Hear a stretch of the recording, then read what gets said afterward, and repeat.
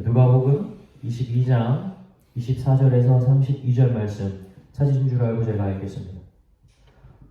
또 그들 사이에 그중 누가 크냐 하는 다툼이 난지는 예수께서 이르시되 이방인의 임금들은 그들을 주관하며 그 집권자들은 은인이라 칭함을 받으나 너희는 그렇지 않을지니 너희 중에 큰 자는 젊은 자와 같고 다스리는 자는 섬기는 자와 같을지니라. 앉아서 먹는 자가 크냐 섬기는 자가 크냐? 앉아서 먹는 자가 아니냐? 그러나 나는 섬기는 자로 너희 중에 있노라.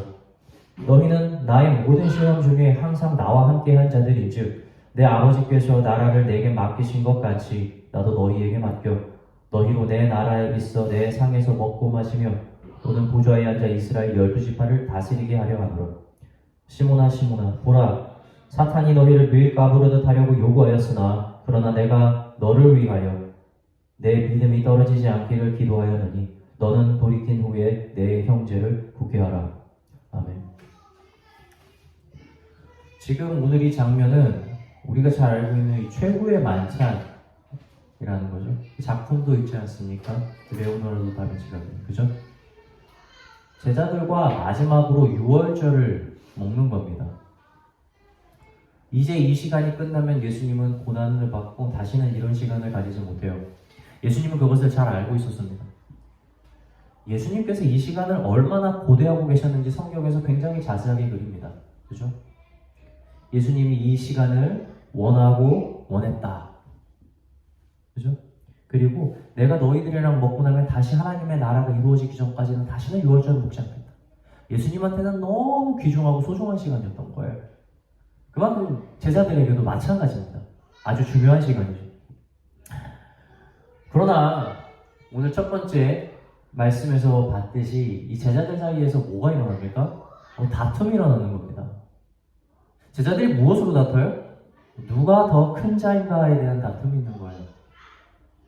제자들이 이해가기가 좀 어려울 수 있다고 생각이 들지만 여기 사실은 지극히 자연스러운 겁니다. 예수님께서 뭐라 그랬어요? 마지막이잖아요. 그죠? 이 자리가 이제 마지막이고 마지막이 다가온 거예요. 제자들도 그 말이 정확히 무슨 뜻인지 모르겠지만 제자들 입장에서는 원래 마지막에 됐다는 건 자기들이 정산받을 게 있다는 것을 생각해 볼 수도 있는 거예요. 사실 오늘 이 자리에서 제자들의 다툼은 예전에 있었던 다툼보다 조금 더 나간 곳이 있는 거예요.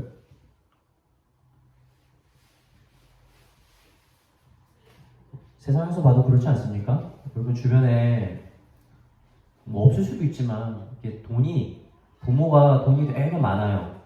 그런데 이 부모가 돌아가실 때가 되면 이 자식들이 부모의 유산을 가지고 다투는 일들이 발생을 합니다.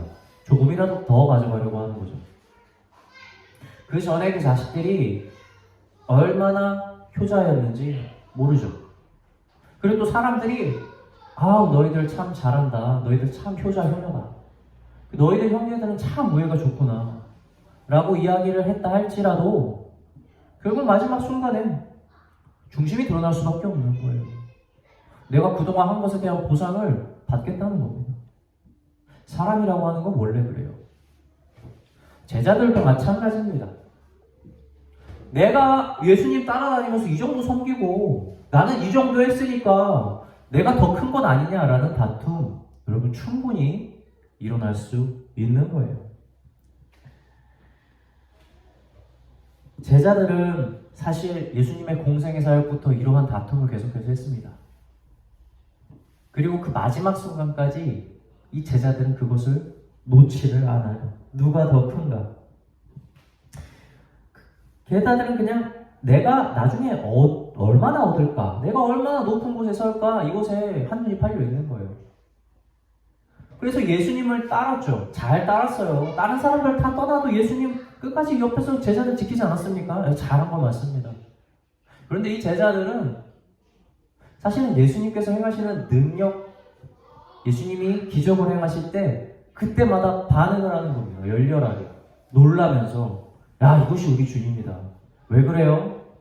이분이 우리의 왕이 될 수 있고 이분이 우리에게 뭔가 주실 것이다라는 기대가 제자들 내심 안에 있는 거예요.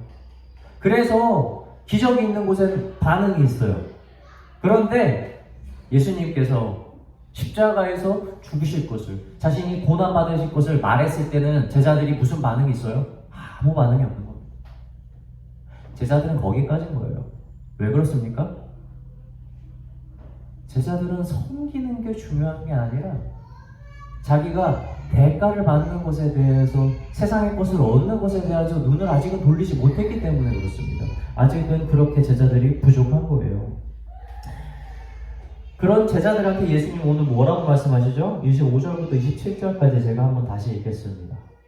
예수께서 이르시되 이방인의 임금들은 그들을 주관하며 그 집권자들은 은인이라 칭함을 받으나 너희는 그렇지 않을지니 너희 중에 큰 자는 젊은 자와 같고 다스리는 자는 섬기는 자와 같을지니라. 앉아서 먹는 자가 크냐 섬기는 자가 크냐? 앉아서 먹는 자가 아니냐? 그러나 나는 섬기는 자로 너희 중에 있노라. 인정합니다. 예수님도. 얘들아, 세상에서는 누가 크냐면 왕이 큰 거야, 왕이. 그리고 그들 주변에 있는 집권자들이 은인이라 칭함을 받는다라고 이야기를 해요. 당연하죠. 왕은 하고 싶은 대로 할 수 있으니까 높은 자입니다. 맞아요. 그리고 집권자들은 자신들이 일을 행하면 그 일 때문에 생기는 일들을 세상 사람들이 다 쳐다보니까 좋은 일을 행하면 다 은인이 되는 거예요. 좋은 것처럼 행하면 은인이 되는 거죠. 그런데 여러분, 이 말씀을 잘 봐야 되는 거예요. 예수님이 뭐라고 하십니까? 25절에서 너희들은 그렇지 않을지니라고. 세상은 다 그런 사람들이 높고 왕이고 그런 사람들이 칭찬을 받아도 내 사랑하는 내 제자들은 그렇지 않다는 거예요. 오히려 그들은 뭡니까? 젊은 자들이 힘이 있고 그리고 섬기는 자가 다스리게 된다는 말이죠. 젊은 자가 좋은 말이지 않을까요? 라는 생각이 들지만 저 여러분, 성경의 컨텍스트에 젊은 자는 절대 안 좋은 말이에요. 젊은 자는 연소에서 투표를 행할 수 없고 권위가 없고 대화에 참여할 수 없는 자예요. 이걸 조금 더 직접적으로 말하면 지혜롭지 않은 자를 말하는 게 어린 자, 젊은 자가 됩니다. 그런데 그런 자들이 힘이 있다 라고 얘기하는 거예요. 하나님 세상에서는 다른 거예요. 그래서 예수님 뭐라고 하십니까? 얘들아, 너희 잘 봐라. 너희들 지금까지 밥 먹을 때 그 밥에서 누가 속였냐는 거예요. 여러분, 여기서 우리가 예수님의 모습을 볼 수 있는 겁니다. 아까도 처음에 말씀드렸죠. 우리가 최고의 만찬이라는 그림 보셨죠? 레오나르도 다빈치가 그린 건데 아주 긴 탁자, 이런 탁자에 중간에 예수님이 탁 서서 계셔요. 앉아서 계셔요. 그래서 주변에 탁 돌리고 있죠. 여러분들, 이 그림, 이건 상징적인 의미지 실제로 예수님은 그렇지 않았어요. 오늘 성경 본문을 봐서 여러분 그림 그려보세요. 예수님 지금 어디 있습니까? 요리 준비하고 나르고 계시는 거예요. 구석에서 제자들이 앉아서 먹고 있는 겁니다. 예수님은 이런 삶 사셨어요. 너희가 나를 왕이라고 생각하지 않냐? 근데 내가 지금 어디에 서 있는지를 바라는 거죠. 섬기는 자. 그리고 너희들은 그렇지 않을지니 너희도 나와 같이 섬기는 자가 되라 라고 하는 걸 예수님은 계속 말씀하고 계시는 겁니다. 예수님의 삶 자세히 보세요. 예수님이 세상 사람들과 다른 점이 뭔지 아십니까? 예수님은 자신이 왕이 되는 자리를 가지 않았어요. 예수님이 만난 사람들 한번 잘 생각해 보십시오. 예수님이 마음 먹고 힘 있는 사람들만 만나러 다녔다고 해보세요. 물론 예수님도 힘 있는 사람 만나긴 했지만 그건 니고데모처럼 찾아오는 자들이었어요. 예수님이 찾아다니지 않았습니다. 그리고 예수님이 왕이 되려고 하지 않았어요. 예수님은 충분히 마음만 먹으면 왕이 될 수 있는 분인데 예수님이 누굴 찾아다녔습니까? 아무도 찾아가지 않는 사람들 찾아갔어요. 저기 사마리아 변방에서 무시당하는 사람들, 그 중에 여인들 막 찾아가고, 그렇죠? 그리고 아무도 쳐다보지 않는 눈먼 자들, 안전뱅이들, 세리들 찾아가신 거예요. 예수님이. 그들 찾아가서 얻을 게 뭐가 있어요? 아무것도 없습니다. 그런데 예수님은 뭘 찾아가요? 자기가 필요한 자들을 찾아가지 않고 자기가 필요로 하는 자들, 자신을 필요로 하는 자들을 찾아간 겁니다. 여러분, 섬김의 자세는 여기에 있는 거예요. 세상의 모든 힘 있는 사람들은 절대 이 자리 가지 않습니다. 그걸 사랑하는 자들은 자기를 도와줄 수 있는 사람을 얻어요. 자기가 필요한 자들을 찾아갑니다. 그러나 예수님을 닮은 자들, 예수님의 제자들은 여러분 그러면 안 돼요. 내가 필요한 사람들을 찾아가는 거예요. 그리고 그들을 섬기는 겁니다. 예수님이 그거 가르쳐줬어요, 우리한테.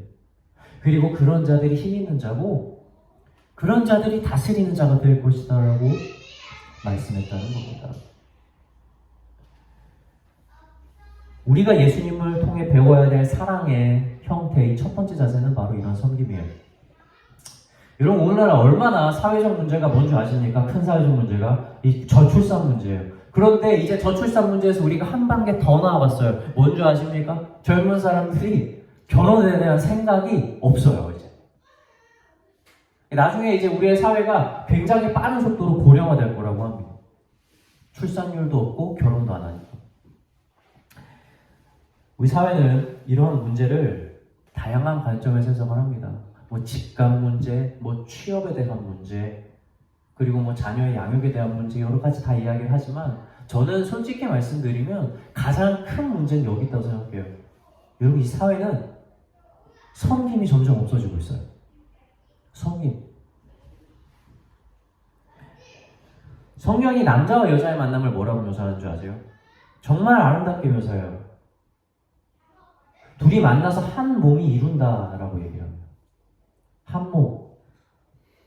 여러분, 이 비유는 사실 대단한 겁니다. 왜냐하면 몸으로 비유하는 것을 성경에서도 무엇에 비유하냐면 교회로 비유를 하거든요. 머리 대신 우리 예수 그리스도와 그리고 수많은 지체들이 하나로 이루어서 한 몸이 돼서 이루어가는 것이 교회의 모습이라고 이야기를 해요. 그래서 결혼을 한다는 것, 남성과 여성이 만난다는 것은 여러분 굉장한 겁니다. 그런데 그 안에 무엇이 들어있는 겁니까? 섬김이 깔려있어요. 섬김. 한 몸을 이룬다는 것을 통해서 예수님이 가르쳐 주지 않았습니까? 만약에 우리가 오른손을 쓰다가 오른손을 다쳐요. 그럼 무슨 손 써야 됩니까? 왼손 써야 되는 거예요. 그런데 그 왼손이 많이 쓴다고 오른손 무시하겠습니까? 이게 정상이에요? 오른손 필요 없다고 말 못하는 겁니다. 지체거든요. 하나의 머리로 움직이는 거라고요. 여러분, 오늘 다리가 없었으면 여러분 교회에 올 수 있었습니까? 아니요, 없죠. 여러분, 지금 손이 없으면 성경책 넘기면서 읽을 수 있습니까? 아니요, 그럴 수 없습니다. 여러분, 지금 눈이 없으면 말씀 읽을 수 있겠습니까? 그럴 수 없습니다. 입술이 없으면 찬양 못 드리는 거예요. 오늘 이 예배로 나오고 예배로 온전하게 드리기 위해서 여러분의 몸에 각자의 지체가 협력을 해서 하나의 선을 이루어가고 있는 겁니다. 각자의 맡은 역할에 대해서 서로를 위해서 하는 거예요. 하나의 유익을 위해서 서로가 희생하는 겁니다. 여러분, 그것이 바로 섬김이에요. 섬김 없으면 여러분 결혼 못합니다. 자녀를 낳는 건 또 어떻습니까? 여러분, 자식 낳아보셔서 다 알잖아요. 자식은 부모의 희생 먹고 살아요. 태어나면 아주 울어요. 엄청 웁니다. 잠을 못 잡니다. 그 시간 다 뺏기는 거예요. 조금 크면 어떻습니까? 애들 먹고 싶은 거 먹인다고 해서 먹이는 것도 마음대로 못 먹잖아요. 우리 먹고 싶은 거. 나가서 외식 한번 해보세요. 부모들. 애 뭐 먹고 싶은지 찾아가서 거기 가지 부모 먹고 싶은 거 먹습니까? 그것도 못해요. 좀 더 크면 괜찮아집니까? 다 해먹겠다 싶지만 여러분, 이 자녀 키우는데 들어가는 비용 얼마나 큽니까? 그 자식 새끼 키운다고 부모들 자기들 원하는 거 제대로 못하는 거예요. 옷도 아껴 입고 먹는 것도 아끼고 그렇게 아끼고 계산해서 키워나가는 거 아닙니까? 자식이 아무리 기쁨이 되고 축복이라 믿는다 할지라도 여러분, 여전히 바뀌지 않는 현실 하나가 뭔지 아세요? 반드시 희생해야 되는 거예요. 반드시.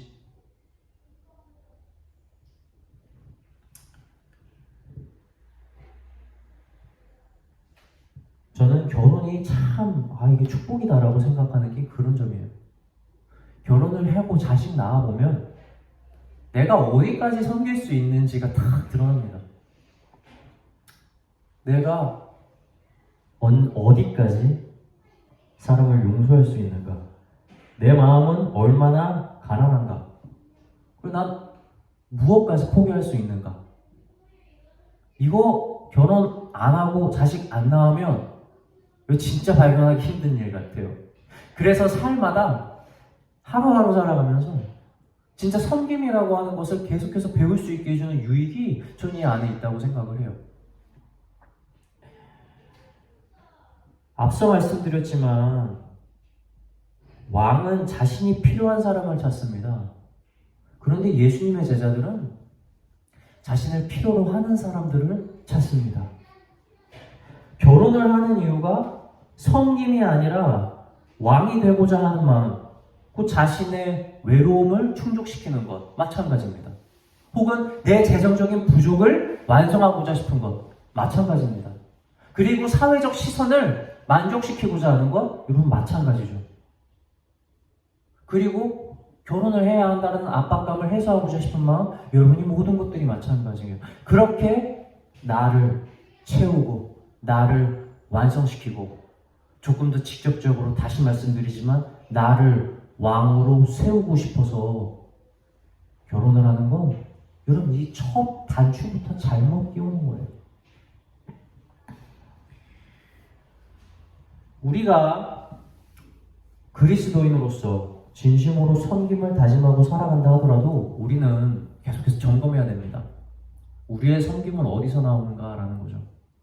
여러분 세상 사람들도 섬김 잘해요. 세상 사람들도 다 노력을 합니다. 네? 혹시 내 공동체에서 내가 해가 되지 않을까 더 노력하죠. 그런 사람 많습니다. 혹시라도 누군가가 도움이 필요하면 자기 것 조금 일터라도 도와주려는 사람이 있어요.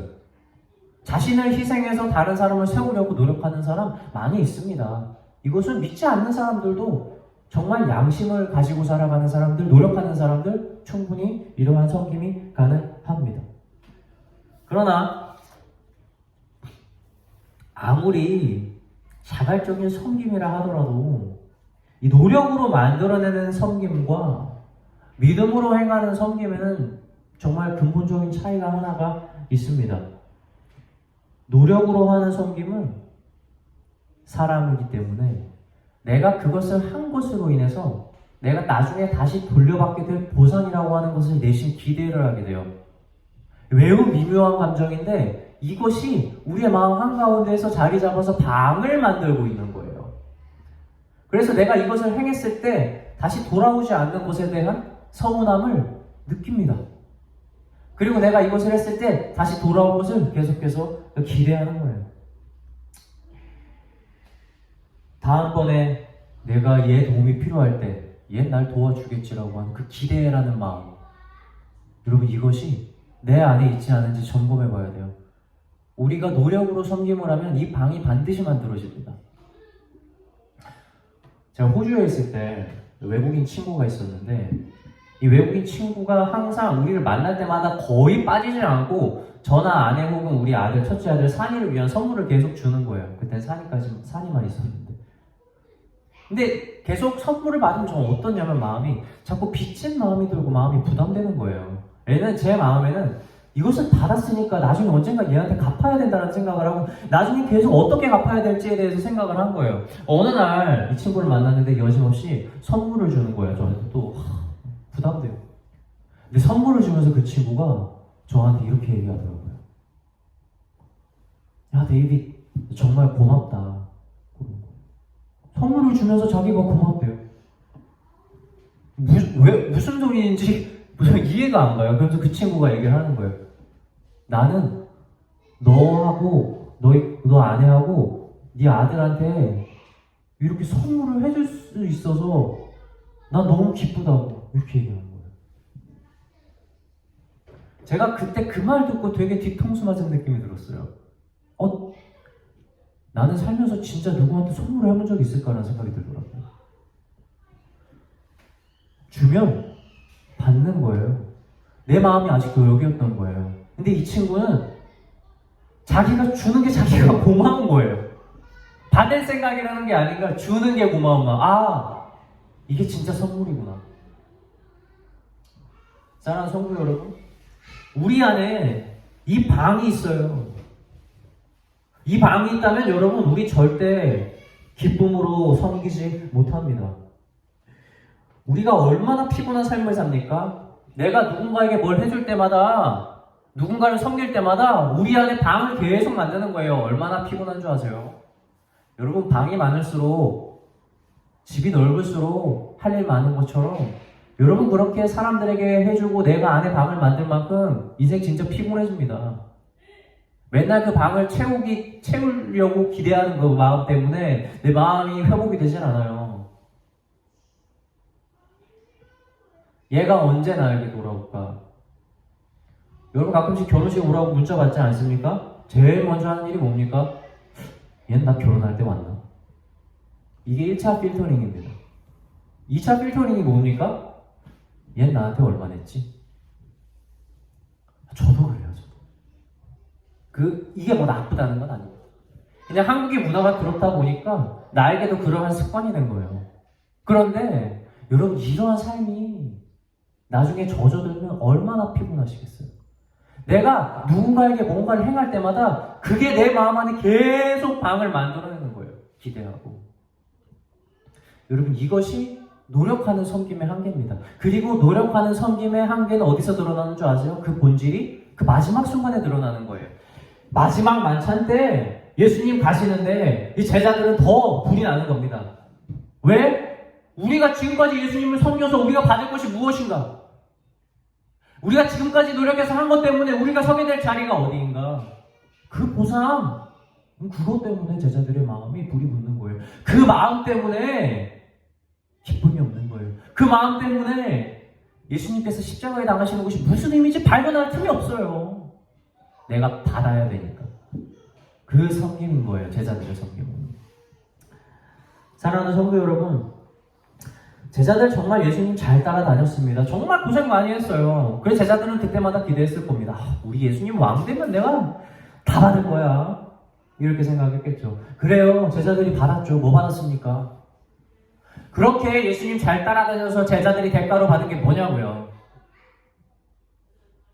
고난이고 죽음이에요. 제자들이 예수님 그냥 따른 줄 아세요, 여러분? 자기들 직업까지 다 버리고 따랐어요. 세상 사람들 다 떠나도 안 떠나고 따른 겁니다. 그렇게 따라서 얻은 게 고난이에요, 고난. 예수님 믿는다고 잡혀가고, 예수님 전한다고 맞고, 그러다가 죽임 당하는 게 제자들의 삶인 거예요. 여러분 정말 얼마나 억울한 겁니까? 세상에 불공정거래도 이런 게 없어요.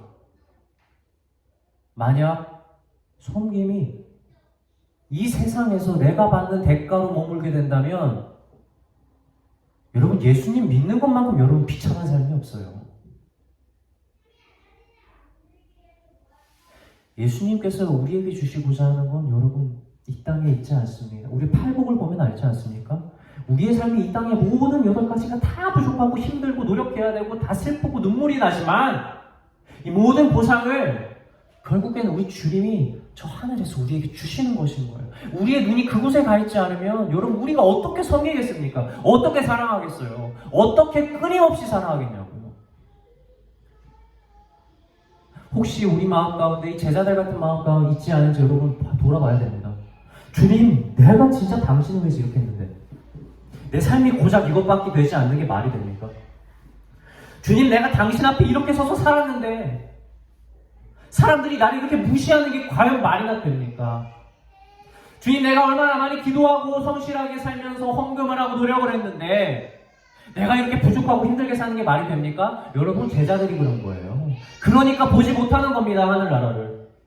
사랑하는 성도 여러분, 우리의 보물이 어디 있습니까? 저 하늘에 있어요. 우리가 이것을 바라보고 섬깁시다. 그래야 세상 사람들이 노력해서 하는 섬김과 우리의 섬김이 그때서야 달라질 수 있는 거예요.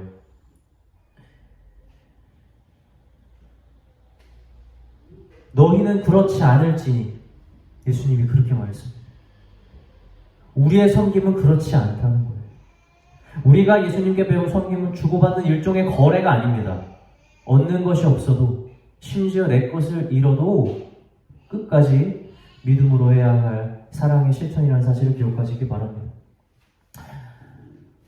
마지막 만찬에서 누가 더 크냐고 다투었던 제자들은 부족한 자들이었어요.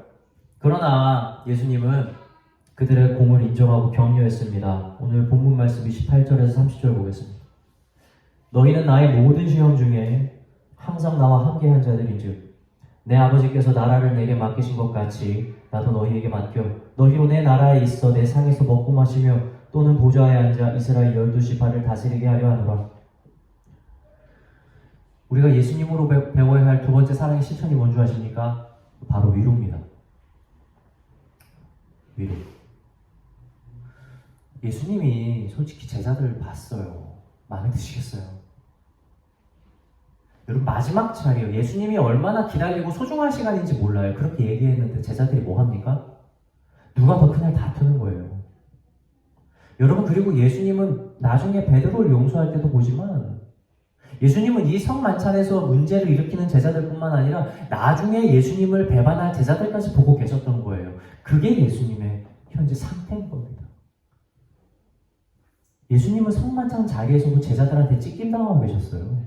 근데 예수님이 지금 뭐 하고 계시는 줄 아세요? 잘했다. 너희는 나와 함께한 자들이야. 너희가 저 하늘에서 너희의 상이 있고 나와 영원히 먹고 마실 거다라고 위로를 해주고 있는 거예요. 전 예수님이 그래서 좋아요. 우리의 모든 허물 괜찮아 정말. 앞으로 잘못할 것까지 괜찮다. 너가 굳건하게 되었을 때 나를 기억해. 이게 우리 예수님인 거죠. 1991년 3월 달에 대구에서 5명의 국민학교 학생이 도롱뇽 알을 주우러 나갔다가 실종된 사건이 있었어요. 이 아이들이 나중에 뼈로 발견이 되잖아요. 그죠? 아직도 이 용의자가 잡히지 않았어요.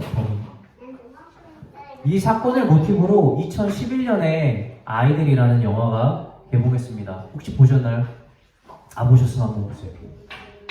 이 영화는 처음부터 계속해서 과연 범인이 누군가를 계속해서 쫓습니다. 정말 긴박하게 쫓아가요. 그리고 다양한 증거들을 합리적으로 제시하면서 범인들이 누구인가, 그중 가운데 범인이 진짜 누군가를 찾는 거예요. 정말 굉장히 급박한 스릴러 영화입니다. 이 영화의 중간에 가장 강력한 용의자가 한 명이 지목이 되는데 그게 누구냐면 그 자식들, 없어진 아이들 중 부모 중에 한 명, 아버지가 가장 유력한 용의자가 되어버려요. 그래서 경찰들이 이 아버지를 아주 계속해서 추궁을 하고 심지어 그 아버지의 집에 쳐들어가가지고 그 화장실을 부숴버리고 새로 지은 벽들을 다 무너뜨리면서 계속 시체를 찾고 증거들을 찾아 나섭니다. 그때까지 영화는 계속 긴박감이 넘쳐요. 저는 계속해서 의심합니다. 이 아버지가 아무래도 범인 같아 진짜. 빨리 증거를 찾아야 돼. 이런 생각으로 달려가요. 이 아버지가 그렇게 다 집을 뒤집는 가운데 방에서 나오지 않고 가만히 앉아있어요. 근데 아버지랑 친한 이웃이 한 명이 들어와서 아버지한테 얘기합니다. 야, 너는 화도 안 나냐? 지금 사람들이 너 저렇게 의심하고 네 집 다 뒤집고 다니는데 너 여기서 가만히 뭐하냐? 너 지금 화도 안 나냐? 라고 얘기해요. 속상하지 않냐? 그런데 그때 그 아버지가 앉아서 딱 한마디를 하는데 그게 제 마음을 그렇게 많이 치더라고요. 그 아버지가 뭐라고 하냐면 사람들이 나를 의심하는 거 하나도 속상하지가 않아. 근데 사람들 중에서 내 아들이 살아있을 거라고 말해주는 사람이 한 명도 없어서 난 너무 속상하다고 그 얘기합니다. 진실을 쫓는 거? 여러분 그거 중요한 거 아니에요. 상하고 힘든 마음 쳐다보고 위로해 줄 수 있는 거. 그 마음이 없더라고요.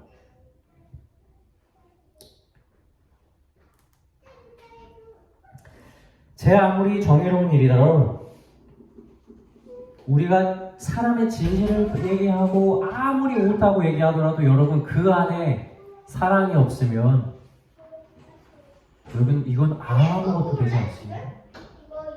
예수님이 우리에게 원하시는 것이 무엇입니까? 예수님이 우리에게 원하는 섬김이 어떤 종류의 섬김이에요? 이 사랑하는 말, 위로의 말 한마디 전해주는 거, 여러분 이것을 원하는 겁니다. 우리 예수님도 우리를 그렇게 사랑하셨거든요. 우리 허물 다 덮어주시고 우리 부족함 다 이해하시고 우리 마음 위로하시면서 우리를 붙들어주시는 예수님, 여러분 그 사랑 우리가 좋아하는 건 아닙니까? 사랑하는 성도 여러분, 우리의 삶이 그래야 합니다. 우리의 사랑의 실천이 그러해야 돼요. 예수님은 제자들의 부족함을 아는 것을 넘어 또 그들을 위해서 기도하셨어요. 31절에서처럼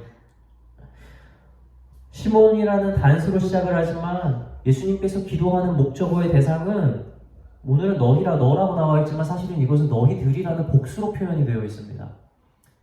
다시 말하면 예수님은 베드로의 배신뿐 아니라 제자들의 모든 배신을 그 자리에서 보고 계셨던 거예요. 그리고 그들 모두를 위해서 기도한 겁니다. 너희가 모두 나를 버린다 할지라도 내가 너희를 위해서 기도하니 나중에 너희 마음을 다시 돌이킨 다음에 나를 기억하고 너희의 형제를 굳건하게 해라 라고 얘기를 하는 거죠. 예수님의 위로가 그래서 더 큰 거예요. 그 시간에도 제자들한테 찢기고 있고 앞으로도 제자들한테 찢김을 당할 텐데 자신의 몸이 어떻게 되는지를 신경 쓰지 않고 자신이 당할 일이 무엇인지를 하나도 보지 않고 오로지 우리 제자들을 사랑하는 마음으로 그들을 위로하고 격려하고 계신다는 사실입니다. 말씀을 마치고자 합니다. 지금 우리가 살고 있는 세상은 우리에게 무엇을 가르치는 줄 아십니까? 밟아서 왕이 되라, 높아져라, 힘을 가져라, 네가 필요한 사람을 만나고 이득을 취해라라고 만나는 시대예요. 그리고 어떤 시대입니까? 사람들의 잘못을 조금도 눈 감아주지 않는 것을 얘기해요. 그것을 정의라고 믿고 계속해서 사람을 비판하고 따지고 그런 것들을 공유하는 시대. 오늘날 사람들이 왜 이렇게 도덕적인 줄 아세요? 무서워서 그래요. 무서워서. 내가 잘못하면 혹시 SNS에 올라가는 거 아닌가? 내가 갑질한다고 욕먹지 않나? 그 두려운 말이에요. 이 사회가 용서가 없는 사회가 된 거죠. 여러분, 저는 이 사회 속에서 오늘 우리 주님께서 만찬에서 보여주신 사랑의 두 가지 형태를 꼭 기억하시기 바랍니다. 첫 번째는 섬김, 두 번째는 위로예요. 우리가 이 사랑의 형태를 잘 닮아서 우리가 이것을 행하면서 이 사회에게 진정한 사랑이 무엇인가를 보여주면서 회복의 시작점이 우리 교회와 우리 성도들을 통해서 이루어지길 주님의 이름으로 축원합니다.